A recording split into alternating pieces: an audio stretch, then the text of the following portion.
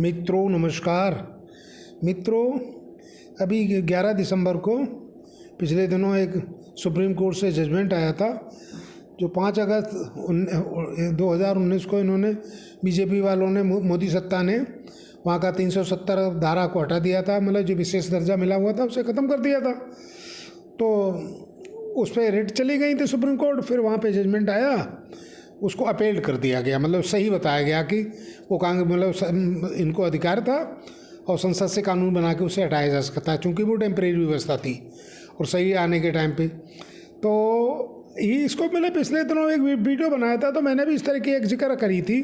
मुझे खूब ध्यान है कि मैंने कहा जिस तरह से बीजेपी वाले बहुत बड़ा वो कर रहे हैं कि बहुत बड़ा तोहफाना कर दिया है कि बहुत बड़ा हमने काम कर दिया, ऐसा कुछ भी नहीं था। उसमें संवैधानिक व्यवस्था थी। तो इसकी संविधान की पृष्ठभूमि में थोड़ा सा जाने पे ये पूरा अंदाज लगेगा। तो ऐसा है, जो संविधान सभा थी उसमें ड्राफ्ट कर रहे थे डॉक्टर अम्बेडकर साहब, वो ड्राफ्टिंग कमेटी के चेयरमैन थे। उसमें एक वो का नाम अयंगर साहब भी थे, वो वहाँ के का नाम ड्राफ्टिंग कमेटी में वो भी थे। तो ये धारा 370 की जो स्पेशल दर्जा देने की बात आई थी, चूँकि वहाँ पे कश्मीर में तो जम्मू में थोड़े एरिया में ज़रूर है, बाकी तो लद्दाख और घाटी में, कश्मीर में तो पूरा मुसलमान ही है वहाँ। तो ये चूँकि उन लोगों की स्कीम थी अंग्रेज़ों की कि जो जाना चाहें वो वहाँ जा सकते हैं। अब जैसे बंगाल का बंटवारा हो गया तो पूर्वी पाकिस्तान बन गया, इधर पंजाब में पंजाब का बंटवारा हो गया तो पंजाब पहुँच गया, उनका सूबा बन गया पाकिस्तान का।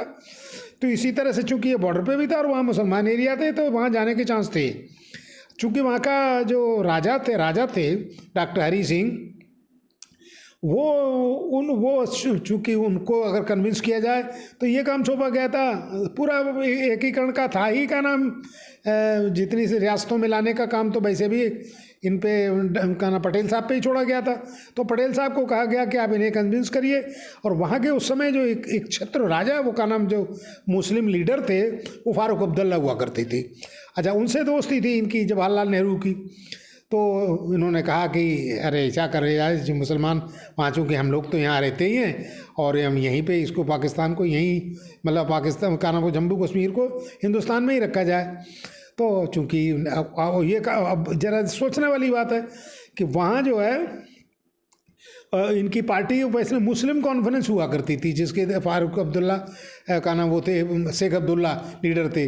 फिर उसको जवाहरलाल नेहरू और कांग्रेस वालों ने इन्हें कन्विंस किया, और चूंकि उनसे दोस्ती भी मानते थे तो उन्होंने फिर जो है नेशनल कॉन्फ्रेंस, मुस्लिम कॉन्फ्रेंस को नेशनल कॉन्फ्रेंस में बदल दिया और उन्हें उस पर वो एग्रीमेंट करा दिया। मतलब यूनिफिकेशन के जो वो होता है, दस्तखत कर दिए हरी सिंह ने कि हम वहाँ नहीं जाना चाहते, यहीं जाना चाहते। लेकिन चूंकि पब्लिक के ऊपर थी, मतलब जन्म संग्रह तो हो ही सकता था, और पाकिस्तान तो आज तक कह रहा है जन्म संग्रह नहीं हुआ। तो जन्म संग्रह उस समय की पोजीशन तो ये थी कि वो हो सकता था, लेकिन उस समय जिन्ना ने कहा कि हो सकता है ये ना मिले, कि चूँकि फारूक शेख अब्दुल्ला के चक्कर में बहरहाल उस समय नहीं हो पाया। तो अब सवाल इस बात का था, चूँकि वो चाह रहे थे कि एक विशेष दर्जा मिल जाए 370 के रूप में। अब ये अम्बेडकर साहब ने उस समय मना कर दिया कि हम भाई नहीं करेंगे। और वैसे जिसको ये कहते हैं अपने श्यामाप्रसाद मुखर्जी को बीजेपी वाले जो कहते हैं, उनकी तो बड़ी ढुल मुड़ रही थी। शुरू में तो उन्होंने फेवर किया था, अब जो फिर ये कि नहीं है, मतलब होना चाहिए, फिर बाद में चूँकि अम्बेडकर साहब और ये सब लोग ने इधर कहा तो फिर ये मना करने लगे, यू टर्न इनका हो गया। खैर वो छोड़ें, तो इन्होंने मना कर दिया कि हम नहीं करेंगे। अब फारूक अब्दुल्ला की चूँकि इच्छा थी, भाई हमने पाकिस्तान में न जाके पूरा मुसलमान होते हुए हम यहाँ आते हैं, तो इसको 370 के हिसाब से हमें स्पेशल प्रोविजन मिल जाना चाहिए, मतलब दर्जा मिल जाना चाहिए। तो अयंगर साहब को कहा गया, इन्होंने कहा हम नहीं करेंगे। वो चूँकि थोड़े दूसरे नेचर के थे, का नाम अम्बेडकर साहब, अपनी उनकी पॉलिटिकल स्टैंडिंग हुआ करती थी और वो बड़े अपने को मतलब अडिग हो जाया करते थे, अपनी स्टैंडिंग रखते थे। तो उन्होंने नहीं कहा, फिर अयंगर साहब को करा गया। और ये बात उसी समय ये आपस में अंडरस्टैंडिंग कर दी गई थी कि मतलब इसको टेम्परेरी प्रोविज़न कर दिया जाए, जब कभी सही मौका होगा तो फिर इसको ये धारा हटा दी जाएगी, और जैसे आमतौर से सूबे होते हैं उसी हिसाब से इनका मतलब इसको पाकिस्तान का नाम जम्मू कश्मीर का विशेष दर्जा खत्म हो जाएगा। तो ये टेम्परेरी ही थी, वही सुप्रीम कोर्ट ने कर दिया। अब सवाल इस बात का है थोड़ा सा, अब ये उसमें मिल तो गए, लेकिन जिस तरह की अब इन्होंने कुछ जैसा भी सुप्रीम कोर्ट ने कह दिया कि आपने जो है इलेक्शन नहीं कराए, इलेक्शन करा दीजिए। दूसरे आप चलो लद्दाख को तो यूनियन टेरिटरी बना दिया, कोई बात नहीं है, वो तो मान लेते रहे, लेकिन जम्मू कश्मीर को आप जो है, जो पहले से फुल फ्लेज एक स्टेट हुआ करता था, उसको तोड़ के आप यूनियन टेरिटरी बना दी आपने, ये तो गलत बात है। मतलब उसको नहीं माना, तो उन्होंने कहा कि इसको राज्य का दर्जा दिया जाएगा। अब सवाल इस बात का है कि इनके बाद में ये तो हो गया, उसके बाद आज तक मौका ही सही नहीं मिला। सब इस तरह की परिस्थिति बनती चली गई, क्योंकि आज तक वो पाकिस्तान वाले जो पीओके वाले हैं, पाकिस्तान ऑक्यूपाइड कमीशन, उधर से आज तक अभी तक वही उधर के वो का नाम आतंकवादी लोग या मतलब उस तरह के लोग जो कि ड्रामा करते हैं, पाकिस्तान की बात करते हैं, जो कि मुस्लिम है। तो अब उस फिर के बाद में फिर यही नहीं, गवर्नमेंट तो इन कांग्रेस की भी रहती है, फिर बाद में बीच में तो अटल जी की भी आ गई थी और बीजेपी की, और फिर बीच में जैसे बीपी सिंह वगैरह इन सब के, इनको तो इन्होंने सपोर्ट किया था, कांग्रेस से अलग थे वो तो, लेकिन गवर्नमेंट तो इनकी भी उसमें थे शामिल ही है, मतलब सपोर्ट थी इनकी बीजेपी वालों की, लेकिन कभी कभी मिलाने की उसकी बात नहीं आई। उस समय अटल जी तो चूँकि बहुत अच्छे स्टेट्समैन थे, तो उन्होंने तो बल्कि एक जमहूरियत, कश्मीरियत, इंसानियत वाली बात कही थी, तो वो इन्होंने ख़त्म कर दिया बीजेपी वालों ने। जमहूरियत की बात अगर आती तो ज़रा गौर करिए, तो 2014 में इलेक्शन हुआ, उसका आज तक इलेक्शन नहीं हुआ। कश्मीरियत के कश्मीरों का उनका, अरे भाई वो चूँकि उधर से न जाने के बाद इधर रुके थे तो उनकी अपनी वैल्यू थी। दूसरी कश्मीर का ये बताता है कि दुनिया में कहीं एक किंवदंती चली आ रही है, वो है ही, मतलब पूरा एक वह है कि दुनिया में अगर कहीं स्वर्ग है तो वो कश्मीर में ही है। तो उस कश्मीर वालों का अलग से थोड़ा बहुत ध्यान दिया रह जाता, उसको भी इन्होंने नहीं रखा। तो और इंसानियत की तो कोई बात ही नहीं आई। तो ये सब चीज़ें जो हैं अब उसमें अब इतना ये अपने को इतना लंबा चौड़ा बता रहे हैं, जबकि वो कानूनी प्रोविज़न था, सुप्रीम कोर्ट ने इन्हें बता भी दिया, चलो वो आपने सही कर दिया, लेकिन इलेक्शन करा दीजिए, 30 सितंबर तक का उन्हें दे दिया है, और कश्मीर को पूरा वो करा दीजिए, अब मतलब फुल फ्लेज स्टेट बना देने। अब अभी पिछले दिनों से तब से ये इन्होंने उसको का नाम राज्य के का नाम उसका डिनोटिफिकेशन जो करे परचीमन वगैरह के लिए, उसके लिए बिल ला रहे हैं।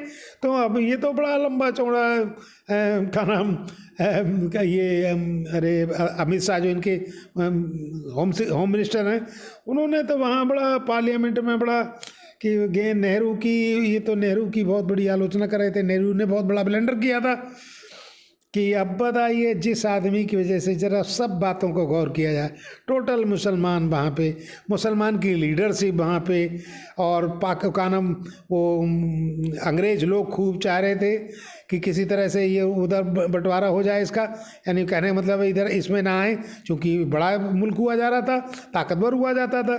दूसरे नेहरू की पॉलिसी थोड़ी समाजवादी वाली, मतलब बाएं तरफ की झुकी हुई थी। अब वो चूँकि अंग्रेज़ लोग तो कैपिटलिस्ट वाले थे, राष्ट्रिस्ट थे, तो वो लोग तो नहीं चाह रहे होंगे। तो लेकिन इन सब के बावजूद भी वो अब यहाँ मिलवा दिया, और ये कहते हैं, अब ये तो इनकी नाजानकारी की वाली बात है। जिस नेता की पूरे कहने की वजह से अपनी मित्रता उन्होंने फारूक अब्दुल्ला से निभा के और टेम्परेरी अरेंजमेंट कराया, ये भी नहीं है कि जब परिस्थिति सही हो जाए तब ना करे, ना हो तब मिलाया जा सकता है, जैसे अब मिल गया। और उसके अलावा ये मतलब इनकी एक नेहरू के प्रति और कांग्रेस के प्रति इनकी एक नकारात्मक वही है, विद्वेष वाली भावना है, तो उसको कायदे से नहीं करते। उस समय के खतों किताबत दुनिया भर की जो मिलते हैं का नाम, अरे वहाँ का उस समय के जो लिटरेचर मिलता है या उस तरह की वहाँ जो परिस्थितियाँ देखी जाती हैं, उसके हिसाब से तो नेहरू का कुछ है ही नहीं। अब रह गए उसमें चले जाने के लिए, तो लड़ाई के लिए इन्होंने क्यों नहीं एकदम उनको भगा दिया, क्यों ना ऑक्यूपाइड कश्मीर को लिया। तो उस समय अंग्रेज़ों की भाई सेना तो उनकी थी, उनके अफसर थे, तो उन्होंने कहा ना तो ये कर सकते ना आप कर सकते।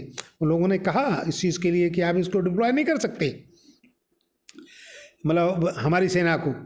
तो खैर वो अब चूँकि इसमें मिल तो गए ही थे। तो दूसरे ये एक चीज़ और कहते हैं कि ये स्पेशल प्रोविज़न जो 370 है वो दूसरे किसी सूबे को क्यों नहीं है। अरे तो 370 तो यार एक सूबे के लिए है, 371 में तो ये जन कितने सूबों को, 12-13 सूबे हैं जिनको स्पेशल प्रोविज़न मिला हुआ है। इनका गुजरात को खुद है। अब ये थोड़ी है कि पूरा जैसे ही है, कुछ आप अपने विकास के लिए कुछ कर सकते हैं, कुछ कानून बना सकते हैं, इस तरह की तो है। और ये तो 12-13 सूबों के लिए है, और बल्कि ये कश्मीर का हट रहा है, बाकी तो बचा हुआ है। 371 में तो पहले से ही कई थे, जैसे कर्नाटक है, और फिर उसमें कुछ संशोधन करने के बाद जोड़े गए थे। तो स्पेशल प्रोविज़न दूसरों के लिए भी है। ये कह रहे हैं कि कश्मीर के अलावा किसी का है ही नहीं। अब सवाल इस बात का होता है कि अब इन्होंने आप ये तो कर दिया, वो 370 में कर दी और उसके इलेक्शन भी हो जाएगा, लेकिन वहाँ सबसे बड़ी समस्या जो है कश्मीरी पंडितों वाली, जो कश्मीर वहाँ से हटे हैं। अब इन्होंने वोटिंग के हिसाब से तो कर दिया कि 2 उसको रिजर्व कर दिए ऑक्यूपाइड वाले के लिए, पंडित लोगों के लिए, कश्मीरी विस्थापितों के लिए 2 और ऑक्यूपाइड वालों के हिसाब से 1।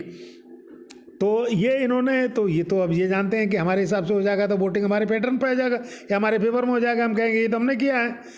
लेकिन उनकी समस्या कि कहाँ पे हल हुई। अरे जिस समय 90 में जो मारकाट ये सब हुई, अब से तो 80 के दशक से ही शुरू हो गई थी, लेकिन 90 में जाके बहुत बड़ी, जनवरी 90 में ही की बात है, जैसे ही 90 शुरू हुआ तो बड़े कत्लेआम हुए थे और उसमें सब लोग भागे। तो करीब 2-3 लाख के लगभग, इस तरह 3 लाख के लगभग ये बताया जाता है कि वहाँ से शरणागत जो हुए वो डिस्प्ले वहाँ से अलग हट हुए, मतलब हट गए, इधर उधर हो गए।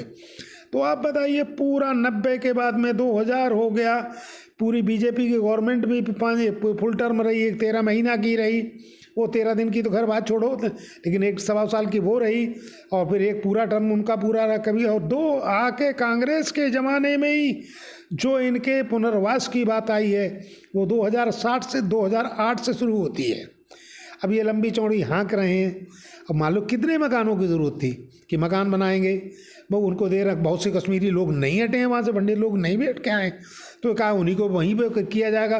बाकी ये था कि जम्मू में करा दिया जाए, लेकिन वो जैसे अब ये कहते हैं कि क्या करोड़ पूरा मकान को बताते हैं कि हम उसको बना के दे रहे हैं।